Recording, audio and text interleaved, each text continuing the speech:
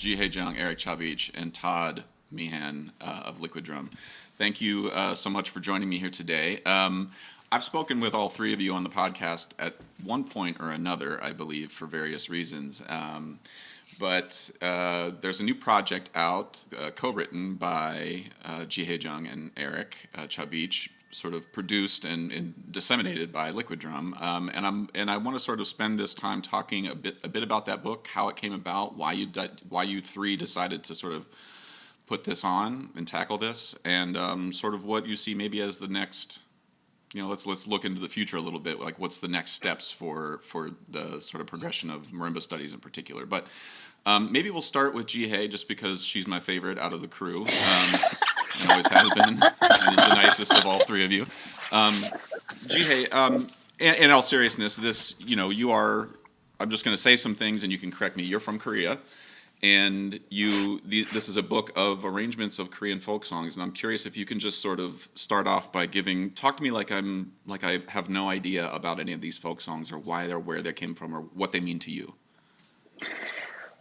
We started this project with Eric, just I think talking about my childhood and how I started playing marimba and what sort of pieces I played on the marimba when I was very little, because I didn't start on 4 mallet. I started on 2 mallets, and we didn't in Korea at the time really have a lot of literature written for marimba, and at least we didn't have them. So we were playing a lot of transcriptions, and we were just talking one day, and we thought it'd be fun to mess around and see if it's possible. I don't know, Eric. Like, it was just I say that I don't improvise, but we kind of did improvise a lot on it, and just having fun. And it got a little bit more serious in that we should make this into a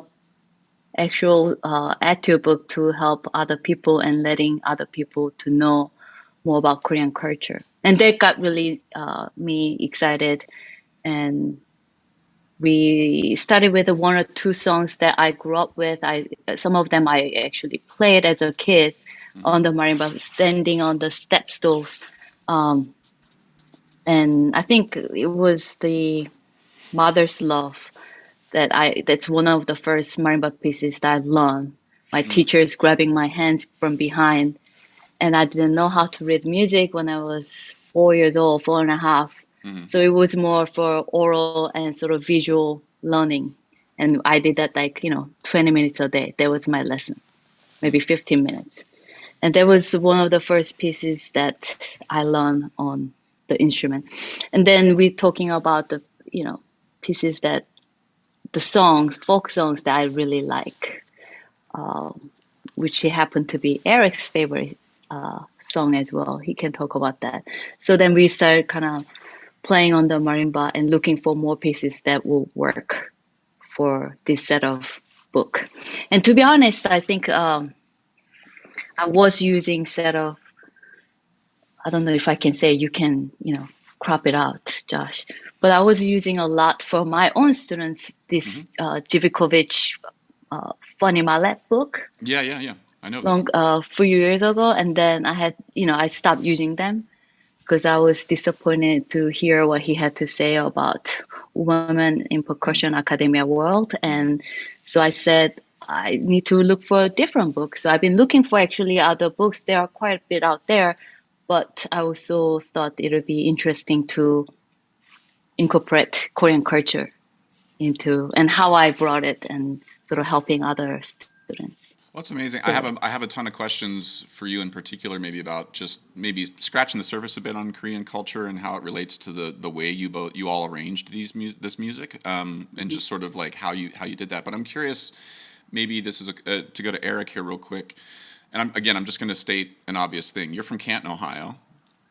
Probably weren't steeped in Korean culture or folk song, as far as I know. And I'm again, I'm making fun of you a little bit here, but like what got you interested personally, Eric, in this type of music? Because as I was listening through all the charts, like, I think if I didn't know you at all, I would think you had grown up with this music in a way that it sits in you in a way that I think it wouldn't had you just like met Jihei yesterday and started. So can you talk a little bit about your process and sort of learning about these songs, Eric, and what what questions you maybe had for Jihei that seemed obvious to her, but maybe felt like a dumb question from you to ask about Korean? Like, I don't know if that's a good question, but I'm kind of curious from your standpoint. Excuse me. Okay. Well, yeah. I mean, so a couple of things come to mind. I mean, um, one is first of all, I don't know if it's appropriate to be too honest. Like Jihei said, we can edit any of this out. We should. My memory is that Jihei and I were actually looking for an excuse to hang out. So my wife and I wanted to go visit Nashville and just hang out with Jihei and Lee. That's And how there were like reasons why 90% of we- collaborations I think get started. Just for the record, for people who are listening. And so we were like, well, if we told people that we were gonna like work on a project for Marimba, then like we could like I don't know, maybe I could teach a couple lessons at Vanderbilt, and Vanderbilt could like pitch in for my airfare or something. I actually can't remember where the money came from, but like I think we said, like hanging out was the most important first step in the process. Mm-hmm. And then yeah, like Jihei is saying, Jihei, I think you had the idea about looking at Korean songs in particular, and I will say so.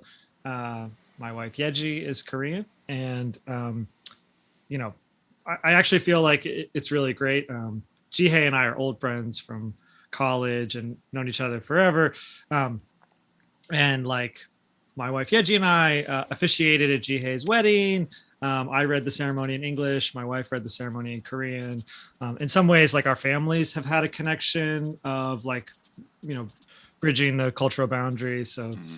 Jihei's husband Lee is a white dude from Alabama. So not exactly Canton, Ohio, but like there's some ways that our families have a similar structure, and we've related on that. And especially becoming parents, especially the fact that some of these songs are songs that get sung to kids. And as we've worked on this project, it's great. My wife Yeji will hear one of the tunes that we're working on and remember her mother singing it to her, and we sing.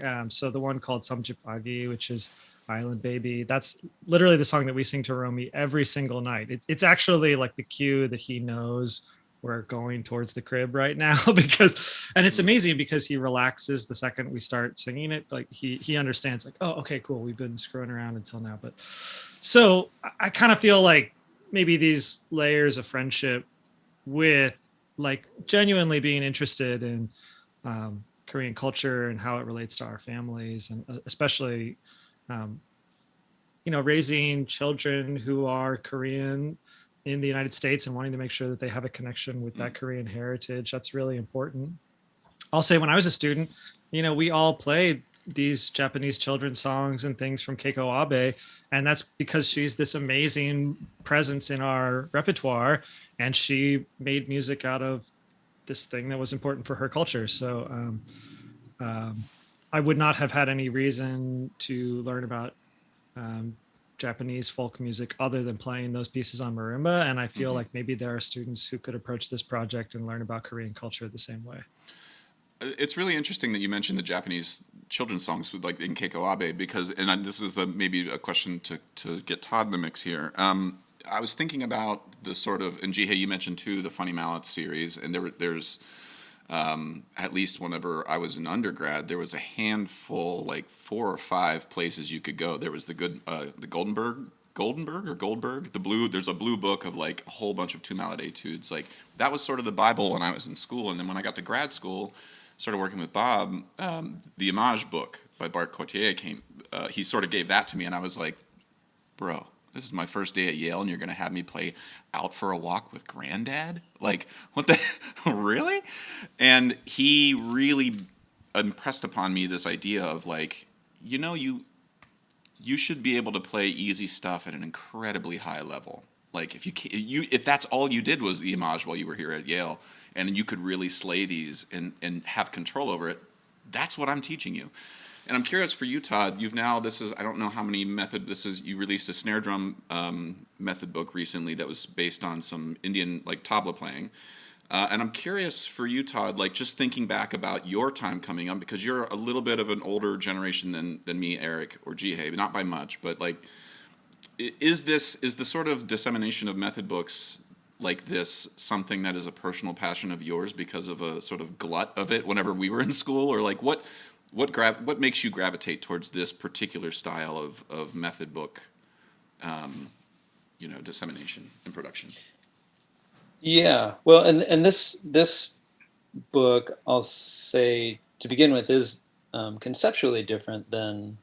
I mean, everything I've put out so far via Liquid Drum has been different. My accessory thing is very, very wordy and long-winded and way too many explanations and not a lot of music. So that's one style of method book. And it's then, the best we have. That's all. And then Sean's book, Rudimental, is, I think, probably a better blend of, there's a lot of playing, there's a lot of written stuff, but then he contextualizes it, I think, in a nice way with some words here and there. And then this project that we're talking about now is, I mean, it's mainly music. It's 10 etudes, and Jihei and Eric have provided, a handful of notes about each piece, just a little guide.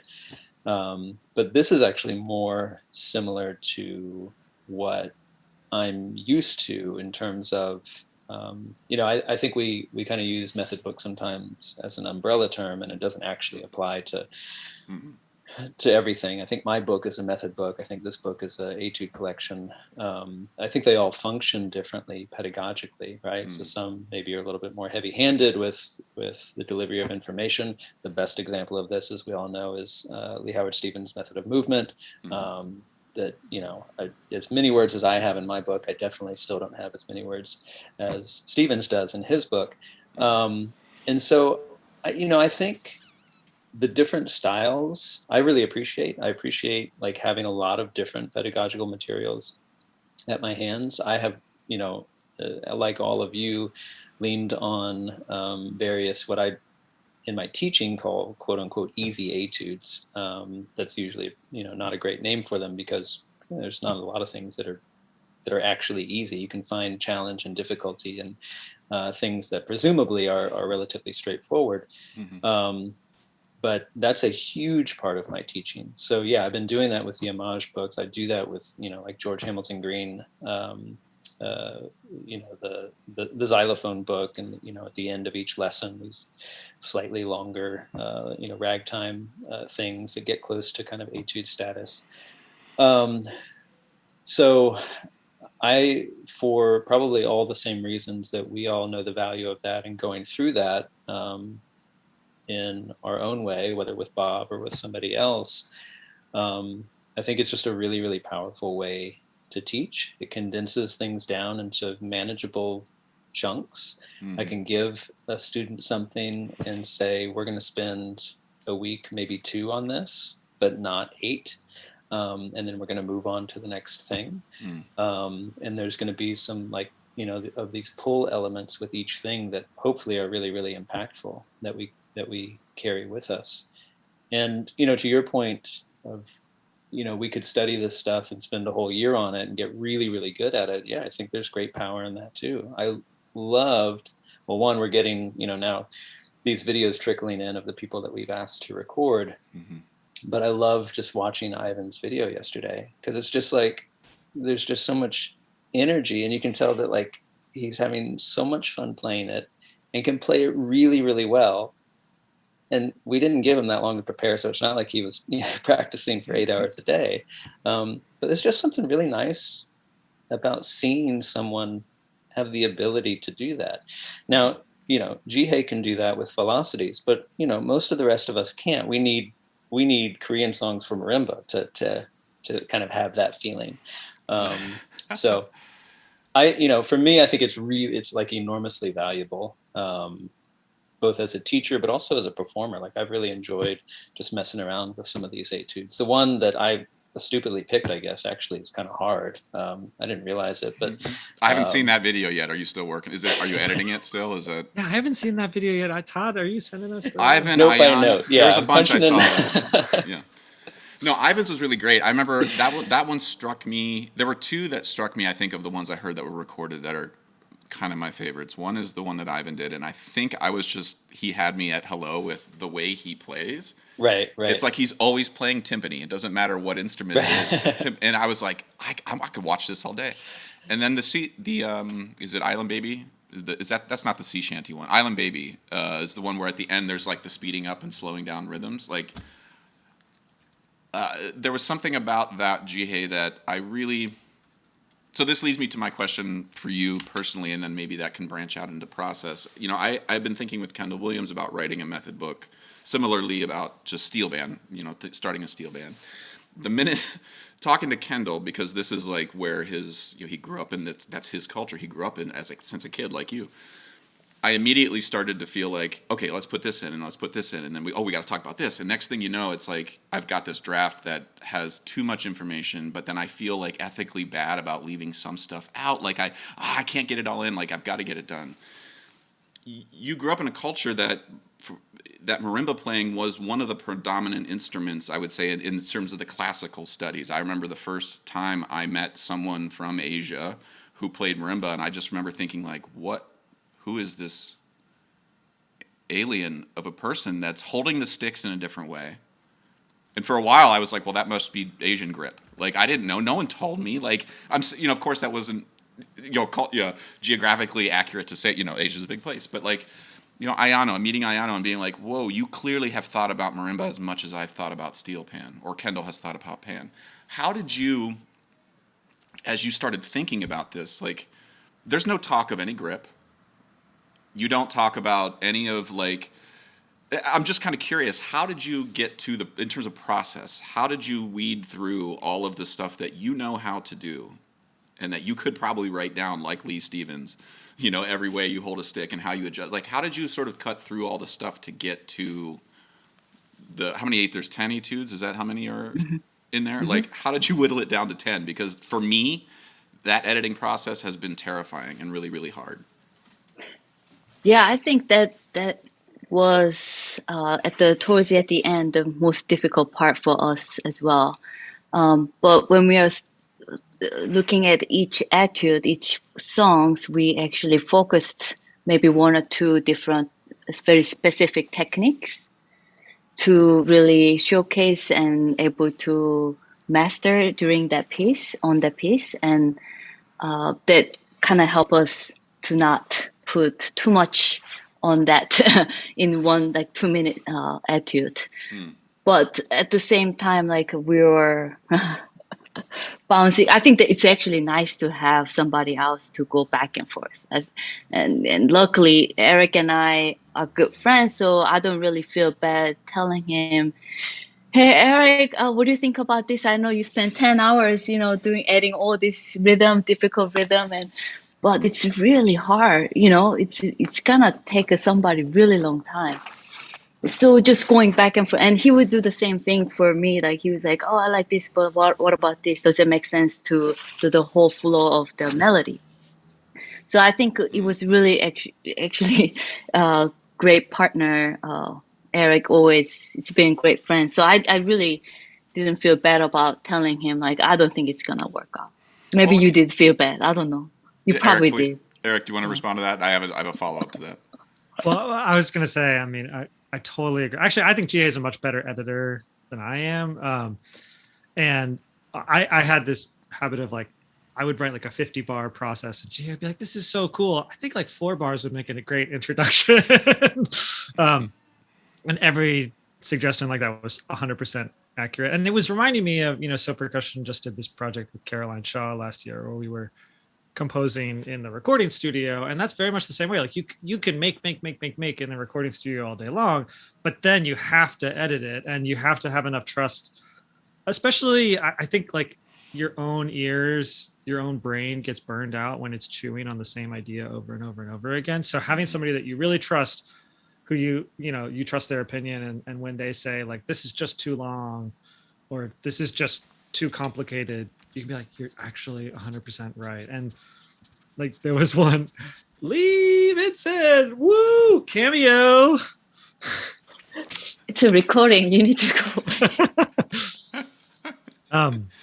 There was one, it was sea shanty in this where like I it was like a lot of times I would just be like, I don't know, let me try some crazy rhythmic idea here. And I wrote this whole thing, and Jihei was like, I just don't know that this is right for this song. And I was like, actually, you're 100% right. This is not very cool. And I was like, well, I don't quite know how to start this one. Could you just send me like some improvisation to give us something to get started with? And Jihei basically sent back exactly what's in the book. She just like improvised Mm-hmm. the piece and I was like, okay, I'm just going to try to put into Sibelius exactly what you just played. So hold on. And like, 24 hours later, that one was finished. So there's these moments where something just moves really fast. And then there's ones where we definitely wrangled with it for And weeks. were you both co-composing the pieces back and forth, or did you decide ahead of time, like Eric's going to take these 5, Jihei's going to take these 5, and then we'll sort of start exchanging? I think like what we did. So there was more than one visit to Nashville. There was more than one time that we used this as an excuse to hang out. And usually what we would do on those trips is like, Jihei had collected some, like she would find on the internet somewhere, oh, there's this song, Kakaturi, which is hunting birds, the one Ivan was playing or whatever. She'd send me like a screenshot from somewhere on the internet where just like notation of the melody. And then either we would improvise together in person on these trips, or Jihei would improvise and send ideas to me. Mm-hmm. And then I would usually like sit with Sibelius and try to like, I don't know. I guess in my composing, a lot of my stuff is sort of process oriented. So a lot of times what I'll do is I'll take like, this is the full pattern we want to get to. Let me subtract from it backwards to make something that builds up, like the beginning of Birdie that Todd is playing. Mm-hmm. Starts with fewer notes and then accumulates. I haven't heard that one yet, just so I have no idea. Yeah, I don't know. Actually, I hope Todd is going to be able to learn it in time. But anyway, it'll be fine. Well, Todd, you guys are terrible. Todd, for you, what can just take me through the process of when they reached out to you? So I'm just assuming you didn't reach out to the two of them and were like, hey, it'd be great if I could put out a method book of Korean folk songs from Marimba, right? So how can you just sort of boil down, if you're okay to show your cards here, like for a student who's in school who is like, I'm interested in either I write music and I have these ideas for, a conga method book, or I have, whatever, like how does that process happen with someone like yourself? Yeah. So I did a little research here, Josh, expecting that question. And I can tell you that Eric sent me an email on March 1st, 2021 at 10:44 a.m. So 10 and a half months ago, I guess, about, right? And it was just kind of a, hey, Jihei and I are doing this thing. We're writing some etudes. And he said, I was looking at your accessory book. It looks like you self-published, like, it wasn't like pitching the idea at all. It was just like, can we chat about what that looks like? And is that hard? Do you think that's the way to go or whatever?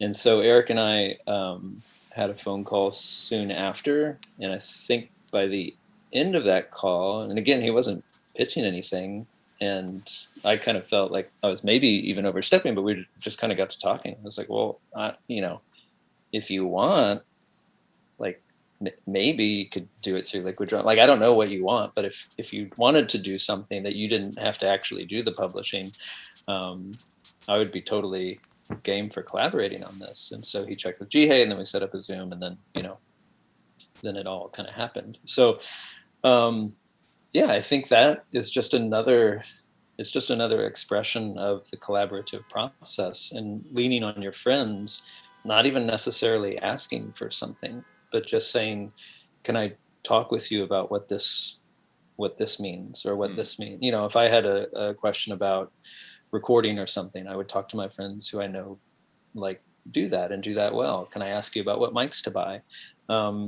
And one thing just kind of leads to the next, and then you see where you end up. And I mean, this whole project could have ended in a very different place, and I could have said, well, I don't want to do this, Eric, you should do it yourself and figure it out, and or go through one of the the bigger music publishers. But it sounded interesting, and I like doing this type of thing with friends and people I know and trust. And there's a million more bits and pieces to the process, but generally that's how it came to fruition. Can you show me? Can we drill down a little bit more on? And I think Eric and Yeji, or sorry, I'll edit that out. I will edit that out. Please don't. Eric and G. Can you drill down a little bit more on the process? Because you were like 10.5 months ago, Eric called me, we talked, and then here we are on this Zoom call. Like, that's not at all how it happened. There was a lot more mud and sweat. My memory is tears. Todd said something along the lines of, "I'm gonna make you a star, kid." Yeah. So a big signing bonus and all that too. So. Okay, so like, let's say I've got 10 pieces that I've composed in Sibelius. Like Eric has laid out that's part of the process. You got to write this stuff out in Sibelius, but like, it doesn't just show up in a book with a cartoon drawing of your two faces. Like, there were some steps to that process, and like, who, just in terms of like your process, Todd, like their job is to write the music and somehow put it in a presentable form to you, but like, what's your job then? And as part of your job, did you veto anything that the two of them brought to the table because you knew something about that side of the business that they didn't? Right. Yeah. Okay. I'll walk you through it. But don't be boring, Todd, please. Be exciting. Go. Okay. Well, first, no, I don't think I vetoed anything. I don't think anything came up that I vetoed. And I'll tell you this, in terms of the kind of the upfront work, I was quarterbacking the things that I need to quarterback from my end in order to put out a new product. But practically all of the work was done via the two of them, and then the graphic designer and layout stuff that Eric reached out to Ash for, and that would be great to talk about her and her collaboration with this too. So yes, I was just coming off the heels of publishing Sean's book in the previous fall. So I had one version of what that looked like doing it with someone else, and I was very open and honest about what we did with Sean when I was talking to Eric and Jihei, and what part of that blueprint we'd probably keep the same in terms of just basically building the file, building the draft. Who are we going to use to do the graphic design? Are we going to use the person that I always have collaborated with, or do we want to use someone from the outside? Sean used someone from the outside. Once we got to talking with Eric and Jihei, he had the idea to bring Ash in, and which I think was a great idea. And more what I'm finding with these projects is that the ability to have people take ownership over as much of the process as they can take ownership over, because at the end of the day, it's their book, it's their product, it's not mine.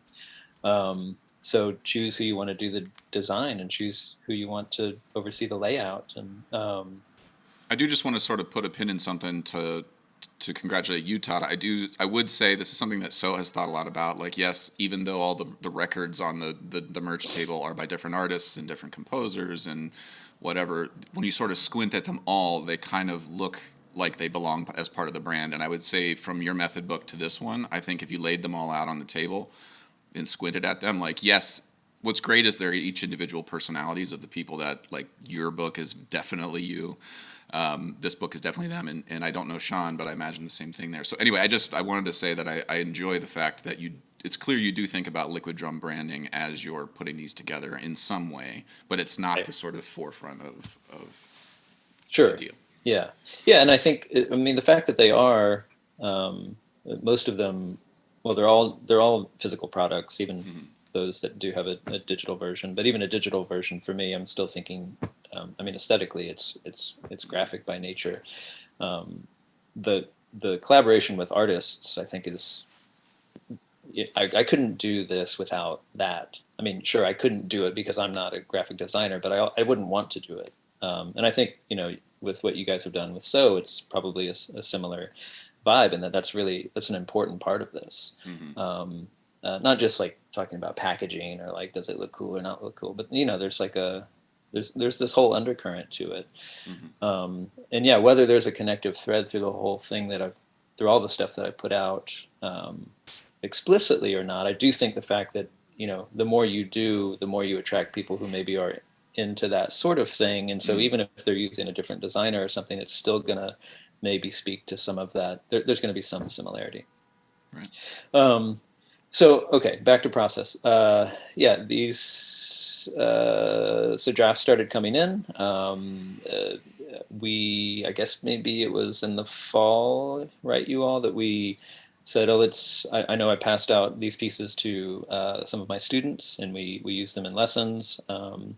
And I think you two did the same. And we got a little bit of feedback and just some, chiseling away here and there. And then, I mean, they can talk more about, any of the inside stuff on that end, but eventually we get a draft, and Ash has put together cover art and version one of the inside.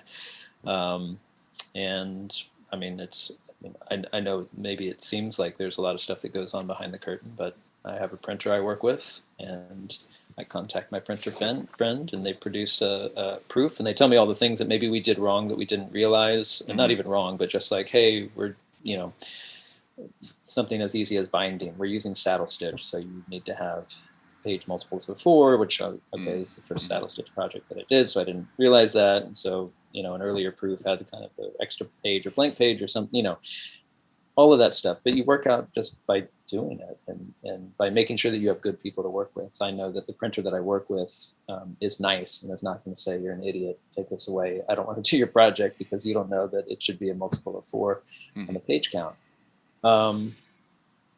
So,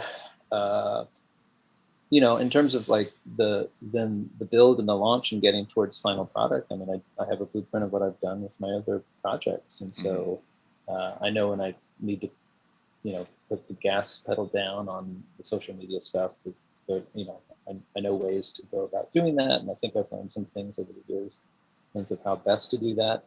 But a lot of it is just kind of the organic build-in of like a lot of people like Jihei and Eric.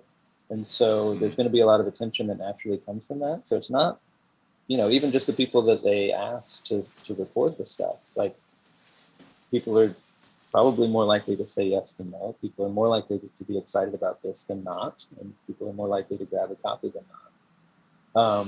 And so then it's kind of my job to stay out of the way. So yeah, I sent the final proof to these two yesterday, so hopefully they get it today or tomorrow. And assuming that it's good to go, we're going to hit print with the printer and produce it. An undetermined number of copies yet. That depends. We did this pre-sale in order to help determine what that number is. Right. We'll make an educated guess Wednesday or Thursday of next week. They'll turn them out in about 5 days, and then we'll have our first run. I mean, there's a version of all of this, as you know, Josh, that is just like going to Office Depot and doing the same thing. People who produce their own solo pieces, like it's pretty straightforward in terms of how you actually, whether it's a digital product or a physical product, of how you get to that place. Like here it is. I think the magic in it is how do you get it into people. Right. And do you have enough kind of built-in community in order to do that? And I knew from this that these two would have that. Liquid Drum has its own thing, and so it's I'm not so worried about that part of it. I'm curious how you, now that the book is done, and you're it's going to eventually within the next 6 months sort of start to creep its way into universities and kids' stick bags, and then they're going to start practicing it and programming it on stuff. If I were a teacher at a college who had no idea who the three of you were, this book comes across my plate. What do you recommend? Like, is this a book that would be like, you could play this on a high school recital, you could play this on a graduate recital? Would you recommend it for like Or is that something you just don't even want to even get into because you feel like it should just be in the world and people can put it and do whatever they want to with it? As I was looking through it, I just kept thinking like, oh my God, if my graduate recital at Yale was just all of these, I'd be a way better marimba player than having played Mirage, which I did for 6 months and still didn't play very well, And Bob would probably attest to that. But like, I say that a little bit in jest, but half in jest. Like, where do you guys imagine? Also knowing that marimba playing in general is exponentially getting better with each passing day at the student level. So, like, where do you imagine this sitting within the educational sort of curriculum? And I'll leave that open to anybody. Can just chime in here. I'll go first. I think it has a range of from like high school students can play to some of the undergraduate students can really play this well. Like I definitely will be using it in my freshman class next year in the fall, and I think that there will be benefit from starting something really simple like a butterfly or mother's love going into the birds song and Katuri or the fun is the little gong. We changed the title. So those three pieces are probably much harder to get to. So I think it has a different, the big range of the difficulty. And I think that if some of the students, like grad students, wants to play something simple really well, high level, like which Ayano just sent the flower video, it's just mind blowing. I have to say, like hearing all these people, professionals, friends sending in these videos and watching them, like for me, it's whole another perspectives I've been really appreciating and very touched to see all this because I never actually got to experience it because I never wrote anything in my life. So it's kind of fun to be on the other side. So maybe I should do a better job for my composer friends playing their music in the future. I know writing your own music is a very like you become very aware of how much you've taken advantage of other composers over the past over your life. Definitely. Eric, what about you? Yeah, I mean, one thing I just wanted to toss in the mix is that in terms of getting these friends to record these first videos to put out with the project, it was important to us that they come from different schools of thought about marimba, and there's different like traditions even within even just in the United States. There's sort of like these amazing schools where fantastic teacher kind of gathered people around them and advocated an approach.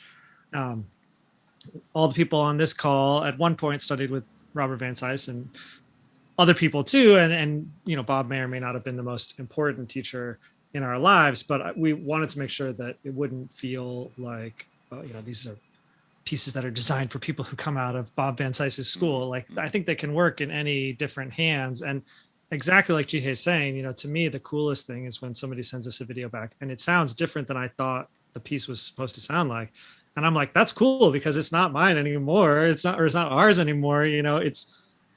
We experience this as performers all the time where a composer gives us something and then we have to be the ones to put it on stage. And so like from the point that like we're getting ready to put it on stage, we have this ownership stake in it. And I'm really excited about people bringing different perspectives to it as they play with their approach to the instrument. One of the things that was coming to mind as you were talking about it, and my time at Yale was very much, I was around 4 or 5 completely different players who all had different grips, who all had different approaches to sound and rhythm making, And I'm trying to think if Bob ever once told me about my grip. And I'm not saying that as he abdicated his responsibility and I had a foundation and whatever, but it was always about sound with him. And if something was causing me pain or was hindering my ability to get a sound, then we would talk about grip. But it was always about what you heard. And as I was listening, Ayano's was a really good example. And I used the analogy to the homage pieces too, where those pieces were the first time when I was playing them, the homage pieces in school, where I was like, whoa, do you hear how that harmony actually, if you just let it be, whoa, and if you go on a different marimba because that marimba is maybe a little out of tune, this harmony sounds completely different. You have to voice it differently. I never had the ability or just the bandwidth to think about that with Mirage, because stuff is just like flying by all the time, and I wasn't a mature enough player to really. I didn't have the skill set, and I think this book in particular is like just really great at being like, the marimba is a resonant, beautiful instrument, and your ability to play harmonies balanced with, and it's kind of like hold four mallets with one hand, hold two with two hands, hold two with one hand. But with this book, what does it sound like to you? And I really feel like if I was a teacher, I would be thinking of it not as companion is the wrong word, but like if I had a student working on velocities, I would demand that they learn all 10 of these too. Because I think that no matter how advanced they are, there's just a thing you can get out of this method book that you can't get out of velocities. I mean, and Todd, from your standpoint as a teacher, is there anything I'm saying way off base? And please feel free to say yes. No, I mean, I agree completely. I think it's hard to convince students to do that, though. I think that is there's a challenge, especially students who are starting to get a little bit older. Maybe not with freshmen or sophomore; they're still kind of figuring things out, and they don't know any different, so they're handed an easier etude to work on for a week, and they think, oh, this is just what we do. But once the student has that experience playing some more challenging repertoire, to then for lack of a better way of saying it, step back down to something that's a little bit easier. I think there's something that has to be communicated about the benefit and the value of that takes a while to kind of sink in at the student level. Like sometimes it could be, you joked about it with your illustration of getting to Yale and playing something from the Homage book. Like, it's almost an insult. Like, why would you make me do this? That was what I did 4 or 5 years ago. But I think, if you have a teacher who's patient enough to guide a student through that, and I mean, it's no different from any of us who have studied timpani, going through the first 10 Hochreiner etudes. There's so much that you can reveal through that process of just playing C and G, half notes or quarter notes. You're like, nope, do it again. Those 4 notes, they weren't all the same. They didn't speak exactly the way they were supposed to. You could spend 4 weeks on Hochreiner 1. I have. So Ask Bob; he'll tell you. Yeah, but I think that that is certainly a specific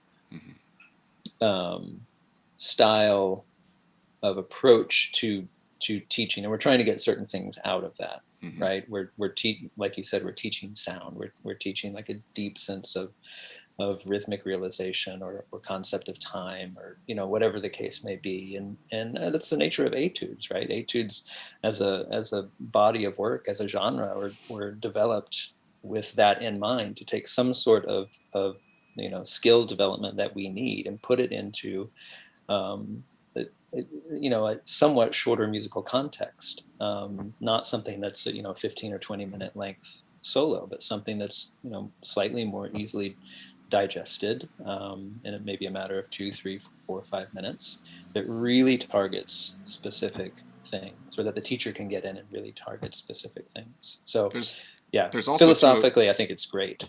Yeah, I mean, there's also too, I like the way that you all, like, there's a couple etudes where like there's a moment of rubato that's purposeful, or there's one section where there's like, use one-handed rolls if necessary, but it only is like for 2 bars or something, and I feel like as a student, I would pick up those early Bach transcriptions or whatever of Stevens, and that was because that's all there was. And there's like specific one-handed rolls, and I have just got 2 fistfuls of bananas here that were not ever able to do any of the things he wanted me to do. And I wanted to say, I think from a teacher's standpoint now, knowing what my weaknesses were as a student, I think having a 2-minute etude where there's only one rubato and, or whatever, like, I think that's a really good thing, because that's also just a bad habit students get into when there's something hard. It's like, ooh, I'm going to put rubato in, but I have 2 more questions, just in the interest of time. I got about 5-10 minutes here, and I want to let you go. For somebody who picks these up, like, if you have no relationship to Korean culture or folk songs, you don't know what these things sound like. I remember I picked up Japanese children's songs book, and I think it's Sakura is the one song from Cherry Blossoms, I believe, and I didn't know what it was, and I found some old recording at a, on record at the library in 1999, and so like, if someone's picking these up, Jihei, do you recommend a place or a source or some traditional Korean singers or folk singers who like, these are the OGs of this world, and if you really want to know why this stuff exists in Korean culture as long as it has, these are the folks you should check out. Do you have any recommendations? That's a great question. Maybe I should make that recommendation because I think there are a ton, especially some of the traditional folk songs. I mean, there are songs that people sing from, little kids singing this folk song to really, older generation sing it with a heavy vibrato, those Korean folk songs. um, I mean, and I'm glad you said that because those stylistic things are like, if I was a student, I'd be like, how the hell do I do that on marimba? But I don't think it's an uninteresting thing for a student to have to think about and come to their teacher and ask.